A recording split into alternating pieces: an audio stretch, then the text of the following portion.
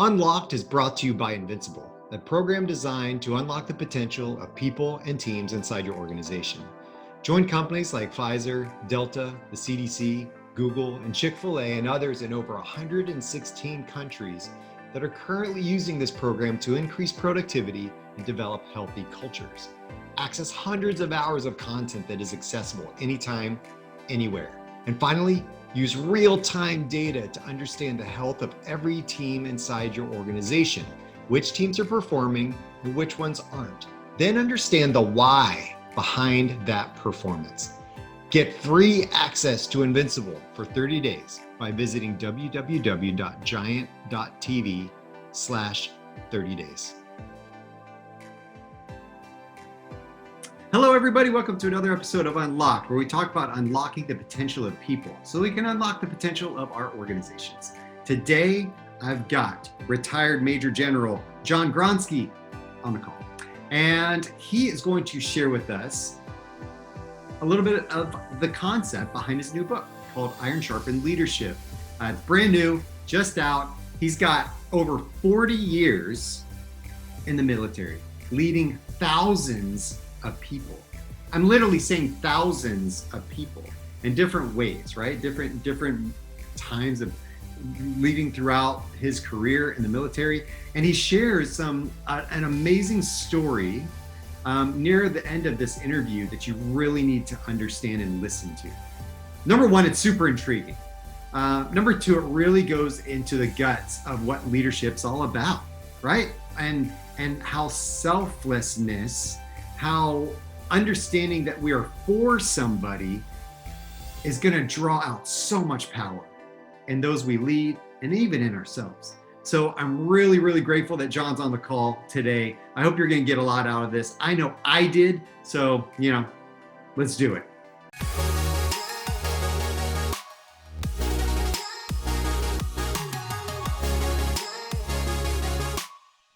Welcome to the show, John. Super glad to have you here. How you doing? Hey, Scott, I'm doing fantastic. Thank you for having me on as a guest. I listen to your podcast all the time. I always get a lot out of it, and I'm happy to be joining you today. That's awesome. Thank you. I appreciate that. Share with your friends, everybody, get the word out. I'd love that. That'd be great. Yeah. Especially this one, of course, right? So I'll definitely get the word out about this podcast. Yes. Well done. Well done. Okay, well, let's talk about this. So, Iron Sharpen Leadership. Yeah. Let's go. What is this all about? So this is I'm going to say completely different than the premise of your first book, of a journey that you took across the country on a bicycle with your young toddler child, right? Yeah. In a trailer on the back of your bike in 1983. Okay. And then you're writing a book called Iron Sharpen Leadership. So help me with this. What is this all about from the first book to the second book? What sparked it? Indulge us. Yeah, let me just briefly talk about the first book first. As you mentioned, in 1983, my wife, Bertie, and I went on this cross-country bicycle trip with our 15-month-old son, Stephen. And we started in Tacoma, Washington, finished in northeastern Pennsylvania. With the route we took, it was over 4,000 miles, all self-supported, 2-man backpacking tent, 2 sleeping bags, and it was just a wonderful trip. I kept a journal during the course of that 1983 trip. Remember, analog world at the time, not the technology that we have at our fingertips today. And that journal I took on that trip in 1983 sat in a shoebox for over 35 years. And then when I retired from the Army in 2019, my younger son, Timothy, who wasn't even born yet when we took that trip, encouraged me to write a book about the trip. So I did that. The name of the book is The Ride of Our Lives, Lessons on Life, Leadership, and Love. And it's got a great element of leadership lessons in that book. And that brought me to write this second book, Iron Sharpen Leadership. Really is about my leadership philosophy of character, competence, and resilience. And I just wanted to put out more content about about the lessons I've learned over 40 years of leading soldiers and leading other people in the corporate world. So aspiring leaders and experienced leaders could learn from the lessons I had in my leadership journey. Fantastic. So you were a major general in the U.S. Army. Yes. Thank you for your service. Appreciate you and Thanks, Scott. The work you did there. How many people do you feel, would you guesstimate that you led during that period of time? Yeah, well, I mean, my leader, the most people I ever led as a commander was between 2012 and 2016. I commanded the 28th Infantry Division, which is a Pennsylvania Army National Guard division. And there were 15,000 soldiers in that division that I led. Going back to 2005, 2006, I commanded a brigade in Ramadi, Iraq, during a very violent, chaotic time there. And I led 5,000 soldiers and Marines during that 1 year in Ramadi. So, starting in my career, leading about 40 soldiers as a platoon leader, and then just progressively leading more and more, about 140 as a company commander, about 850 as a battalion commander, 5,000 as a brigade commander, and then 15,000 as a division commander. Then my career ended with my last assignment as one of the deputy commanding generals at U.S. Army Europe between 2016 and 2019. And at that time, there were about 30 to 35,000 soldiers assigned to U.S. Army Europe. So again, I wasn't the commander; I was the deputy commander. But just a fantastic assignment over in Europe, working with our NATO allies and other European partners, and able to work with the fantastic soldiers that we have serving our country. So you have just a wee bit of leadership experience. We'll say. Honestly, Scott, I'm still on my journey to become an even stronger leader, and that's right. One thing I write in the book is I don't think the journey on developing your leadership ability should ever stop, because I think when you stop learning, you stop living, and you just start going on a downward spiral if you think you know everything. So I'm continuing to study. I'm continuing to learn lessons from the people I lead today, and just continuing that journey to become a stronger and better leader. Right on. I mean, it's the premise of muscle atrophy, right? You work hard to build, gain endurance, gain strength, and if you stop, it goes away, right? Atrophy. So it's all about that maintenance. It's all about how do we at least maintain, if not improve, over time to continue to hold strong in our journey as leaders, or just as people in general. And I think that a lot of the principles that we teach, that you and I teach in leadership, or that we learn about in leadership, apply in our personal lives as well. We're going to use them forever, right? It's all people to people communication, right? So let me go off this. Let me talk about your journey a little bit, or ask you about your journey from the beginning of your platoon leadership, of leading smaller teams, to the end of your career.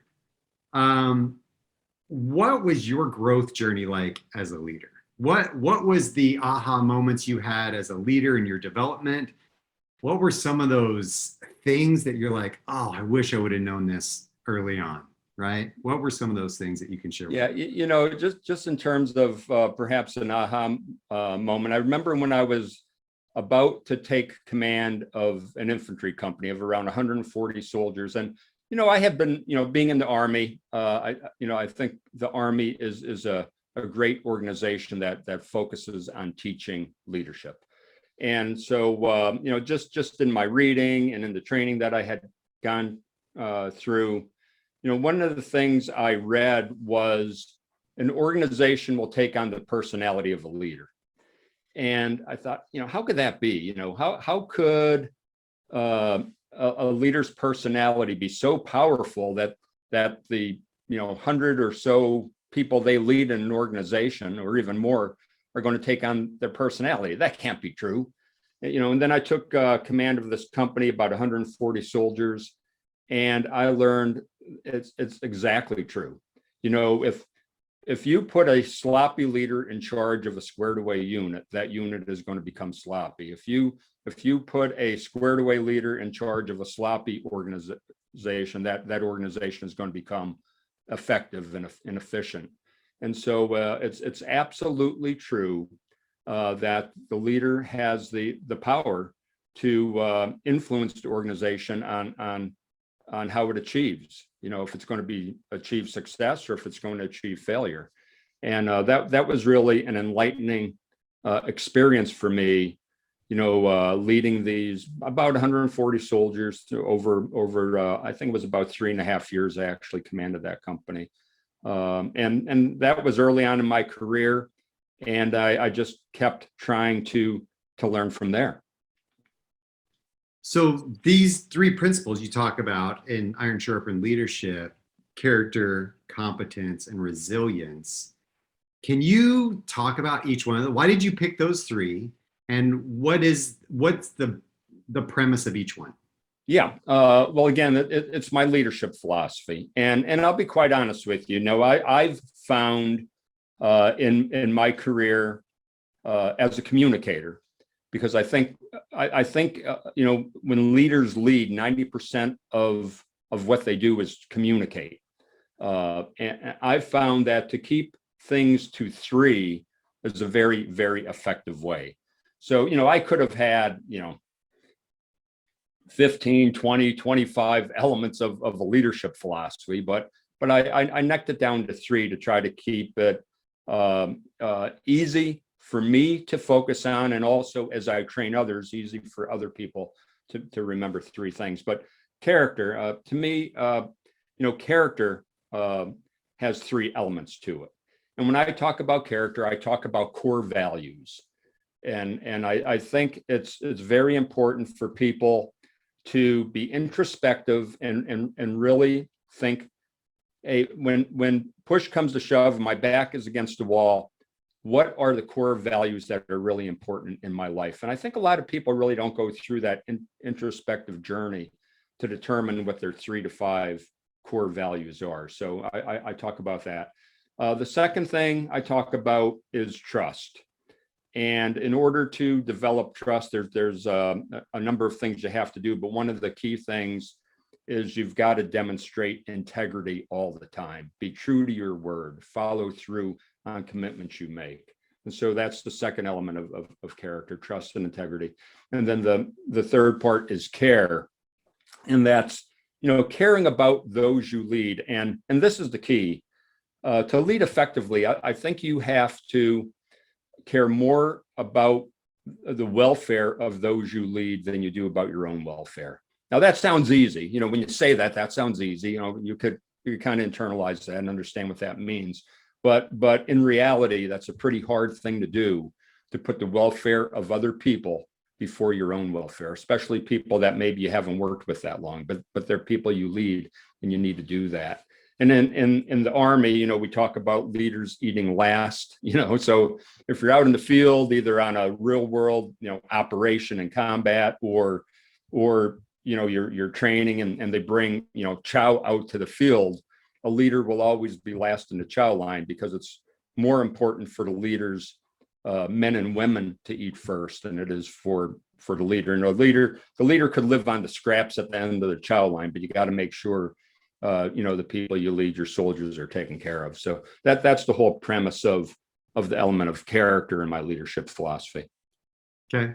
And then going on to competence, talk about that. Yeah. With competence, it's not really the technical competence of one's job that I'm referring to. It's really the leader competence. And when I talk about leader competence, I'm talking about the leader being competent enough to provide a vision, because I think a vision is so important. And I know you focus on why, in the work you do, and I also focus on why. People have to understand what is the overarching purpose of what the organization is doing, or what the organization is all about. The second part is decision making. You know, there's some leaders who fail because they don't have the personal courage to make a decision. And so, you know, I focus on decision making as a competence. I already talked about communication, but that's also an element of leader competence, and understanding that's really 90% of your job, communicating one-on-one to people, talking to people in a group, emailing, you know, whatever the medium would be to communicate to those you lead is extremely important. And then the fourth element of leader competence is developing others. A leader has to focus on developing others to become better leaders. And so when I talk about competence, it really involves those four things. And then the final one is resilience. Yes. And, you know, the way I define resilience, you know, some people think of resilience as overcoming adversity, which absolutely it is. But I also think of resilience as being the best possible person you could become. And there's several elements to that. One of the elements is positive energy. You know, a leader has to exude positive energy. A leader has to be optimistic. And I'll tell you what that means to me. It's not looking at problems and challenges through rose-colored glasses. It's when your organization faces a challenge, you have to be upfront about what that challenge is. But for a leader to be optimistic, that means a leader has to believe and get others to believe that tomorrow is going to be better than today. And that just doesn't come with words. You have to put together a viable plan that people believe in. But positive energy is so important. I like to say, you know, a leader should not brighten up a room when they leave it. A leader should brighten up a room when they enter it.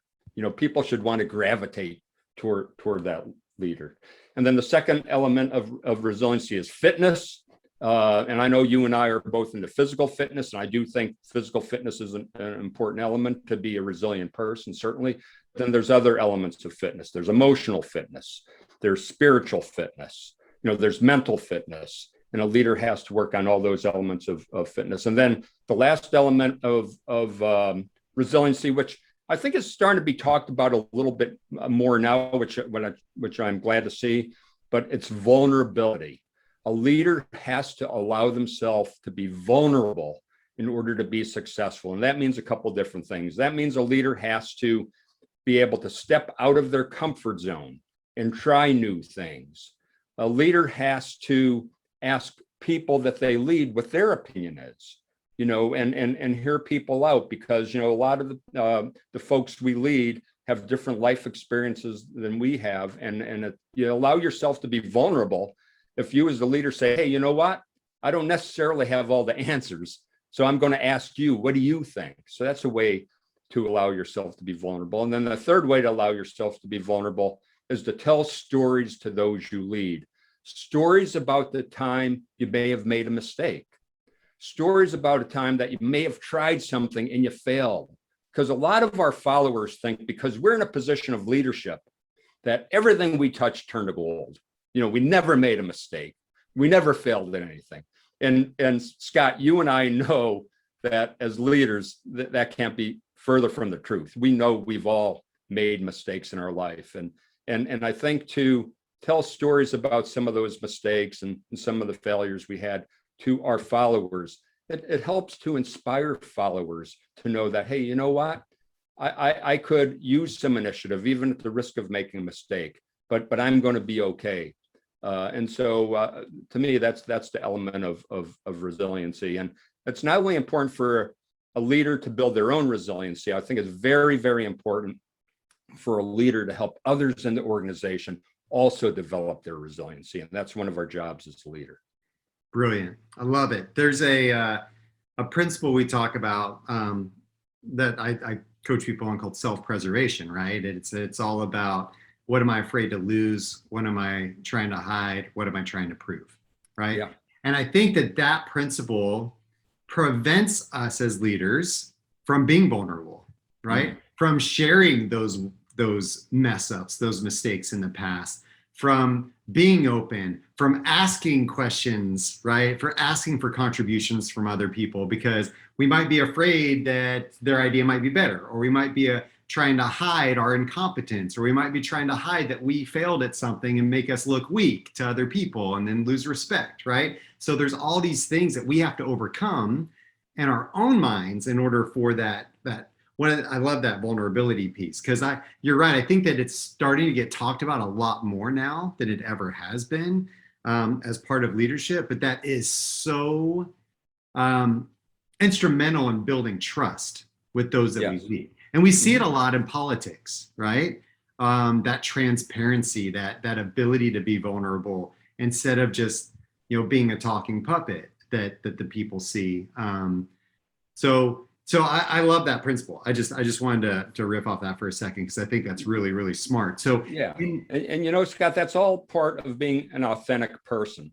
Mm-hmm. Because the people we lead are not stupid. They're smart people that we lead, and they can see right through you if you're not being an authentic person. If you're trying to be somebody who you're not, if you made a mistake in front of other people and then you just try to whitewash and pretend you didn't make that mistake, you're not going to be able to develop trust that way. So authenticity in a leader is an extremely important trait.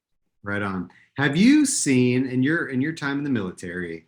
I'm going to put you on the spot here to see if you can come up with one pretty quick. But seeing the difference between a leader that doesn't exemplify these things versus one that does. And I'm asking this because as a civilian, right, and watching the movies and reading the stories in the books, we have this perception. I'm saying we as civilians of the drill sergeant, right? The military leader that demands complete respect, complete obedience.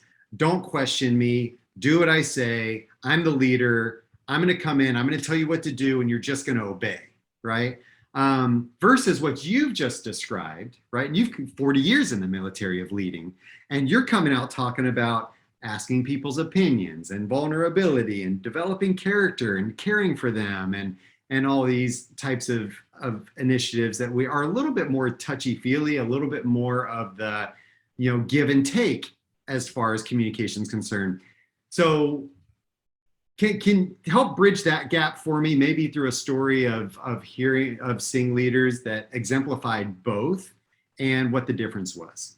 Yeah. I mean, that is a great question. And really, again, another term that's used a lot is toxic leadership.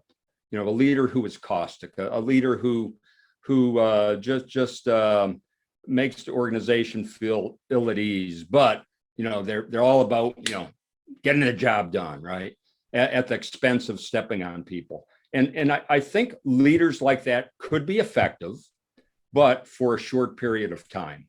I think if you want to have sustained leadership over a long period of time, being a servant leader, a character-based leader is the way to go. I had a friend of mine, he wrote a book, and in the book, he was interviewing Coach K, Coach Krzyzewski from Duke University. And of course, Coach K has a remarkable reputation as a coach and a leader. And during the interview, Coach K was asked, because the coach was talking about character and the importance of character, importance of values. And he was asked, what does character have to do with winning a basketball game? And Coach K's answer was this. He said, character has absolutely nothing to do with winning a basketball game, but it has everything to do with winning a championship. And there's a difference there. You could be a toxic leader and a grinded out guy who doesn't care about people, and you could be successful probably for a short period of time. But if you want to have long-term success, that's where servant leadership and character-based leadership comes in. One other thing thought about toxic leadership is I think it's impossible to be labeled as a toxic leader if you treat the people you lead with dignity and respect. Now, that doesn't mean you can't hold people to the standard, because I think holding people accountability is key. I think one of the issues we have is teammates not holding other teammates accountable, and leaders not holding their people accountable. So that's not what I'm talking about. but you could hold somebody accountable in a dignified and respectful way. If somebody's screwing up, take them on the side in private and explain what's going on and how they could make a course correction. You could even fire somebody in a dignified and respectful way. Being dignified and respectful to people doesn't mean holding people to standards and not making, changes if you need to make changes in terms of personnel. But it will prevent you from being labeled as a toxic leader, I believe. Is there a story or an experience you can share where leadership just made a huge impact on you while serving in the military? Yeah, I'd say really multiple times throughout the course of my experience. I mean, leaders who have worked for me, I've been inspired by. I'll tell you a quick story. Gunnery Sergeant Michael Burkhardt, he was a Marine who served with me in Ramadi, Iraq. Gunny Burkhardt's job, he was an explosive ordnance disposal sergeant, which meant he would go out and neutralize improvised explosive devices. And just a quick story on this. It was September 19th. We had a patrol out in southern Ramadi. We were getting a lot of improvised explosive device attacks, and many of these IEDs, what they're called, the acronym, were placed in the ground where you couldn't even see them. I mean, years before we even got there, actually. And we had a patrol out, improvised explosive device subsurface detonated under an up-armored Humvee, killed 3 of our soldiers instantly. And we sent Gunnery Sergeant Burkhardt and 2 young Marines down there to do a post-blast analysis to determine the tactics, techniques, and procedures the insurgents were using. And so Burkhardt gets down there, sees the destroyed up-armored Humvee. Our soldiers had the area secure. He saw a crater next to that up-armored Humvee that was destroyed, a couple of feet deep, about 4 feet in diameter, jumped down in the crater, take a closer look because he believed that's where that IED had been in place. But as soon as he got in that crater, he noticed a live IED right in front of him, about 2 feet away, that was ready to go off. So he took his K-bar knife, cut the red detonation cord, neutralized that. But there was a 3rd artillery shell in that crater behind him that he didn't see. An insurgent was off in the distance watching, hit the button on his detonation device. It blew Gunny Burkhardt out of that crater 15 feet, landed on the ground, unconscious, pants soaked with blood. Our soldiers go up to him, see how serious his wounds are, call in a medevac helicopter, cut off his pants, start treating his wounds. About 5 minutes later, Gunny Burkhardt regains consciousness. The soldiers couldn't believe it. They were just thankful he was alive. And then a couple of minutes after that, he actually tells the soldiers, he asked the soldiers, he asked them, he said, "Do I have my legs?" Because he had no feeling from the waist down. Soldiers told him he had both of his legs. And then a couple of minutes later, he actually tells the soldiers he wants to stand up. And they couldn't believe it. He had just gotten blown up. So he stands on his feet. Medevac helicopter lands on the ground behind him. And soldiers say to Gunny, they say, "Gunny, we got to put you on a stretcher and carry you to that helicopter." And Gunny looks at them and he throws a 1-finger salute to the insurgents who we knew were out there somewhere watching. I think you know what I mean by 1-finger salute. And he says to the soldiers around him, he says, "I'm not going to be carried to that helicopter on the stretcher. I don't want the insurgents to have the pleasure of seeing me being carried to that helicopter on the stretcher. I'm going to walk there under my own power." Rest of the story, the leadership element of this story. And he told me this himself a couple of days later, because he never was evacuated any farther than our forward operating base.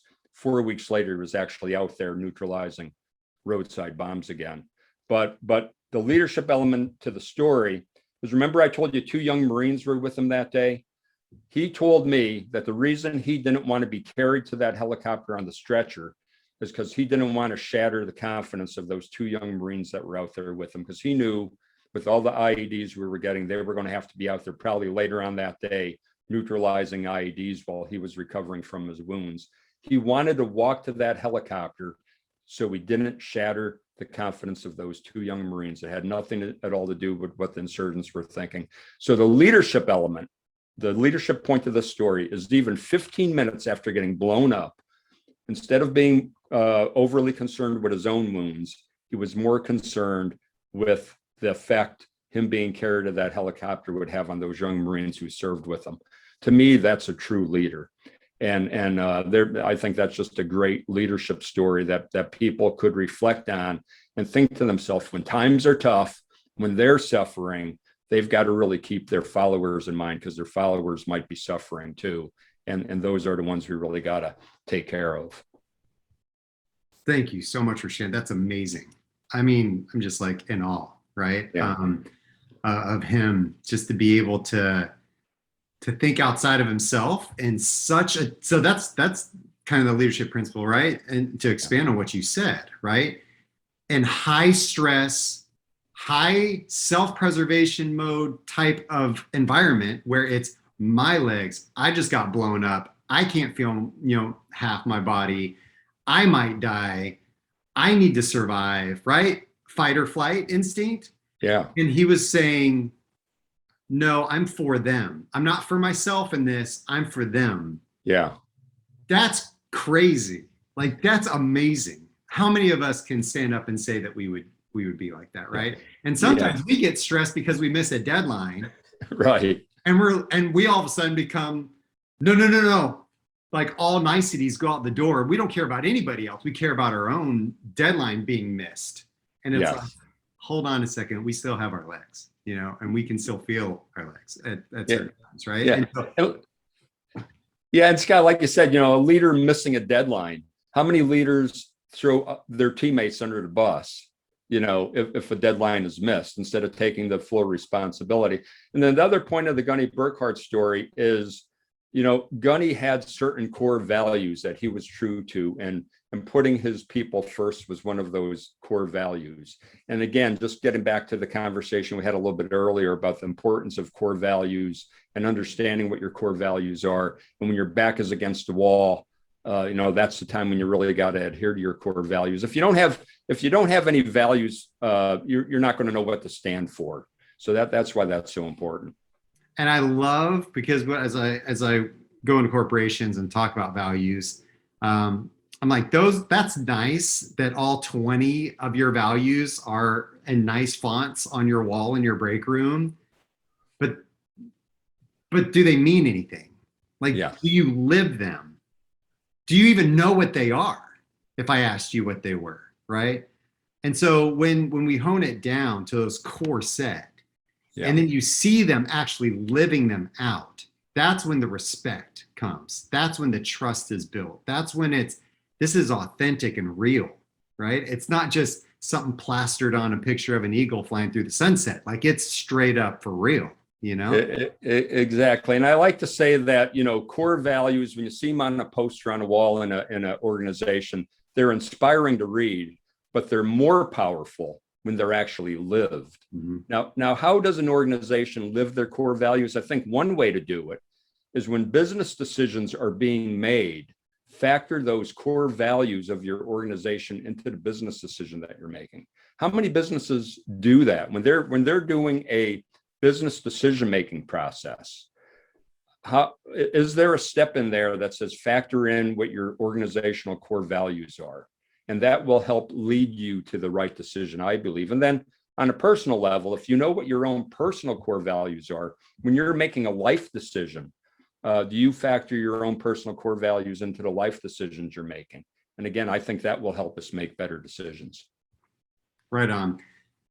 At the end here, what does iron sharpen leadership mean to you? Yeah. Thank you for asking that question. The book has a spiritual element to it as well. And one of my favorite Bible verses is Proverbs 27:17. And that Bible verse reads, "As iron sharpens iron, so one person sharpens another." And to me, there's a lot to unpack with that particular verse. And again, the title of the book, Iron Sharpened Leadership, is really based on that Bible verse.